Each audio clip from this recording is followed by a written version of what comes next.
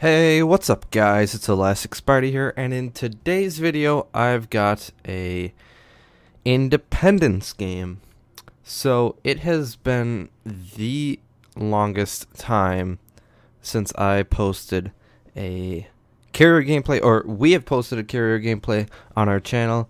I'm sure it's been quite a few months, but I think it's time we looked at it again.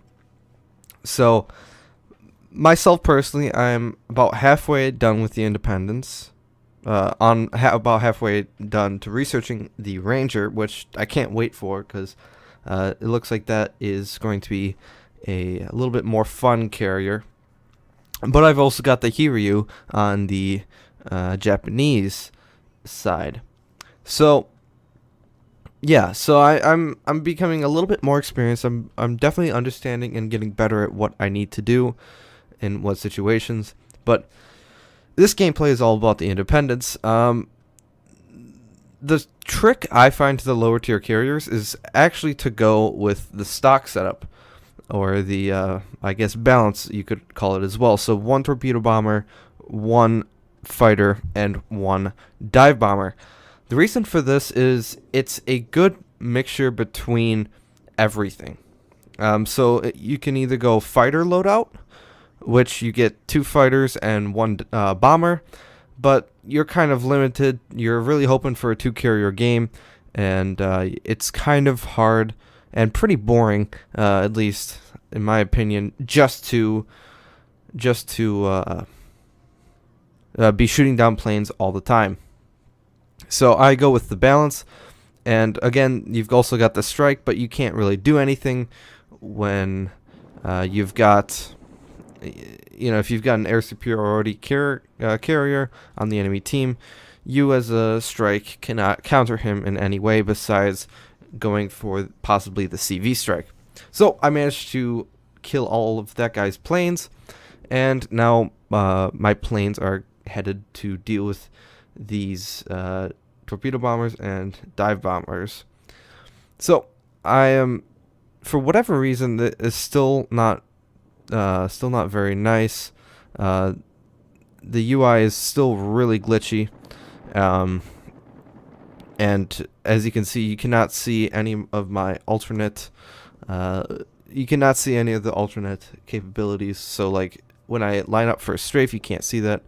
So, if I am going to do this in the future, I will record them using NVIDIA rather than replays. So I strafe and kill all his planes. That is the power of the American fighters, is that they get insane amounts of ammo and they get insane strafes. Now I do want to mention though is that I do run, instead of the carrier response time or the carrier reload time for the second slot, I actually do run the ammo, because I do think that having more ammo at your disposal is definitely more beneficial. You can do more strafes in one lifespan than you otherwise could not have with that. So manual drop, of course, nice 7,000 salvo. That is the power of the American dive bomber, and I got 2 fires as well. But my fighters are still looking good. Managed to help this battleship do pretty well. Again, I'm sorry you guys can't see this, but I'm sure you guys can hear the little clicks that I'm doing throughout the game. And yeah, so I do apologize for that. So in the future, I will have to do this. But if you guys do like this this tutorial, I guess, or just gameplay in general, please let me know, because I'll be more than happy to do more carrier games in the future. But getting a nice manual drop on that Texas, I think it was.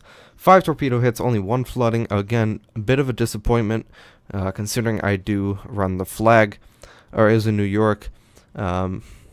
Again, just a little bit disappointing, but I can't complain all that much, because at the end of the day, I did get flooding, and that is the most important thing. So I did remember seeing torpedo bombers to the right side of the map, around H9, H10. So, and I do get spotted by aircraft there. So I immediately bring my planes back to my ship, and what do you know? There they are. There are some torpedo planes. Someone's going for the CV snipe, but it looks like he's only got one torpedo bomber. And I manually selected them, and that is a strafe, and his fighters are dead. And almost took out my planes, but I will actually return my fighters now and put out another torpedo bomber and dive bomber. So while you're in a U.S. carrier, you do have quite a long time for your aircraft to get reloaded. That's just because you got huge squads. You can see 40 seconds there. But I actually want the CV to move the other way because these two battleships and cruiser are coming this way. But he is not, I guess, not paying attention. So I just do my own little thing. But I don't want to go too far away from him because in the event that more planes are coming from the enemy carriers to strike us, I do want to amplify the AA and have a better chance of shooting these planes down with two carriers next to each other is certainly better than one. So my dive bombers are going to be striking this Koenig. And let's see if I can get a few fires. This should be a nice salvo. Heading straight on. 3 fires, 5k. Would like the bombs to do a little bit more, but 3 fires is certainly death within itself. So I was thinking about torping that guy, but I'm just gonna let him burn out because it did look like he was. It did look like he did not have his damage control back. And I'm just going to wait because it does look like our carrier will be going after. There you go. He's going after this Bajoni. So I'm going to try and get into a good position such that I can do a nice drop. You see that the Bajoni's trying to keep perpendicular to those bombers. So he reduces the damage, but him keeping perpendicular to those bombers allows me to get parallel or perpendicular with him on the other side. And, well, he decided that he wanted to turn away. And, yeah, that's never going to work. That's certainly a nice drop. Although I don't get the kill. Actually, I do. I do get the devastating strike. He did instant repair that one fire. So, again, I guess a bit of a mistake on his part. Not bad so far. My team is down a few ships. We've got 3 non-carrier ships against their 4 non-carrier ships. Destroy each. They've got the cruiser advantage by 2 cruisers, and we've got 1 battleship advantage. But certainly we've got me, and I know what I'm doing. As you can see, I've not really lost all that many planes, while the enemy carriers have lost quite a few. You can see 31 planes shot down thus far. So again, I did a bit of a circle just to maintain my position, but now I'm heading back to the carrier because I'm going to assume that the planes are coming back my way. And that's why I kind of bring my planes close to the enemy battleship and cruiser just in case they need help, and I don't really want to get my planes shot down by a Cleveland. So I do want to keep them relatively close to me just in case I need to do a strafe. Again, I'm telling the CV to move. He's not paying attention. So that's certainly not a great idea. But yeah, so waiting for my bombers to come back. I'm going to try and get this destroyer. That's something you need to do in carriers, is if you can imbalance a team in any way, shape, or form, please do it. That is your goal. So me going after this destroyer is going to help my team have the destroyer advantage because we already have the battleship advantage. So another advantage is very nice. And if I can't directly bomb him, at least I'm spotting him such that my cruiser buddy can do some damage, or even my battleship buddy can do some damage. I'm trying to get a perfect drop on him, and there you go. He's not moving all that much. I drop a little behind him, but certainly damage is damage to a battleship. I was too busy focusing on the my drop that I completely missed the enemy carrier that was dropping.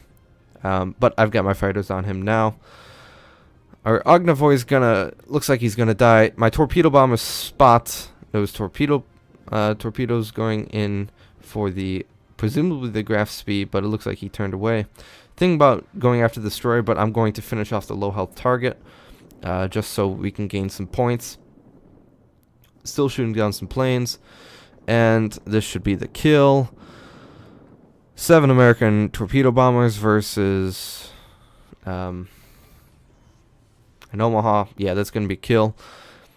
Enemy planes are coming in. I pulled my fighters trying to kill some of those torpedo planes. But unfortunately, if our other carrier was moving, then he would have been able to shoot down some planes. I manually selected them for my AA because there is a slight AA boost. And I'm lining up my fighters for a strafe. And let's see how good this is. That's not bad. So I got 5 planes in that one strafe. I should have done it more in an angle, but that's okay. I'm not too worried about that. It looks like all their fighters are actually dead, because again, two Independence with 2 very strong fighters versus a Zuiho and a Hiryu and a Ryuho and a Independence. The 2 Independence are always going to win. So I'm gonna move up now. There's no point in me sitting back all this so far. Get my planes reloaded a bit faster. So granted, this is a little bit more of the boring game, or boring part of the game rather. But certainly it was very, very intense. It's still very close, and they do have the destroyer advantage. However, destroyer advantage with a carrier, 2 carriers in play, is not always the biggest of advantages. But I'm going to move up. I'm going to try and cap one of these objectives. Wanted to go after those bombers, but again, a bit of a mistake. Should have kept my fighters back for this cruiser. However, a graph speed is certainly it's got decent AA, and it's actually the bombers are actually going after the Koenig. So I just put my torpedo bombers set to there. I want to go kill that enemy carrier. I'm just hovering my dive bombers over the smoke in case any torpedoes come out of there. And whenever, let's see if this guy will actually strike him. Maybe kill him. Go, I got a plane shot down. It looks like our carrier missed his drop on that enemy carrier, so a bit unfortunate. So I'm going to do a little trick I like to do here. I'm following a fighter, and then there's another fighter's coming in, or another plane's coming in, so I actually disengage and then do a strafe right at them.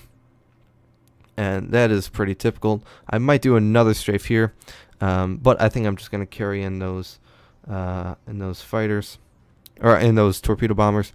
Destroyer gets spotted. Let's see if I can't kill him outright. Not bad, 2,000 damage. Get Confederate in the in that bomb drop too. So just going to try and shoot down some more planes, and there we go. I get clear skies. 49 planes in. It's about damn time. It's about damn time, because I posted a video on my personal channel of me shooting down, I think it was like 52 or 60 planes from a Shikaku, and it was and I didn't get clear skies. I was a bit frustrated, but yeah, it seems like you can only get clear skies at the lower tiers. Independence sitting still, making the same mistake our carrier was doing. Sitting still with 2 CV still left in play is never a good idea. Managed to get high caliber there. 3 torpedoes land with 2 floodings. He's going to instant repair that. Not too worried about 1 dive bomber. I'm more worried about these 4, and actually even more the torpedo bomber. So I immediately go to them. So somehow that 1 dive bomber actually managed to get through all of our AA and still managed to hit me and still managed to set me on fire. I find that quite incredible, but I'm just going to let this burn out. I don't have a problem with that. But I do have to be careful. This is pretty aggressive CV play. This is kind of what I like to do, though. I think this is the best way to play your carriers, to stick with your fleet. I guess I'm a little close, but I do want that very nice cap XP. But some torpedo beats never hurt any carrier, ever. That is totally a lie. But either way, do some nice torpedo beats, which is awesome. Maybe I should send that to Euro and see what he says about that. Can you torpedo beat like a carrier? I didn't think so. So I'm going to turn into sea and start capping. My fighters ran out of ammo, so they're returning to ship. But you can see I still have 4 fighters left. And when my fighters are completely reloaded, I will still have 1 fighter left. And this is against an Independence and Ryuho. So having the air supremacy skill, the one that gives you extra fighter and bomber, is very beneficial, as well as getting that extra ammo and HP is super necessary, especially for, I actually do it on Japanese carriers as well, but I think US carriers do benefit from that as well. So my dive bomber should come and finish this guy.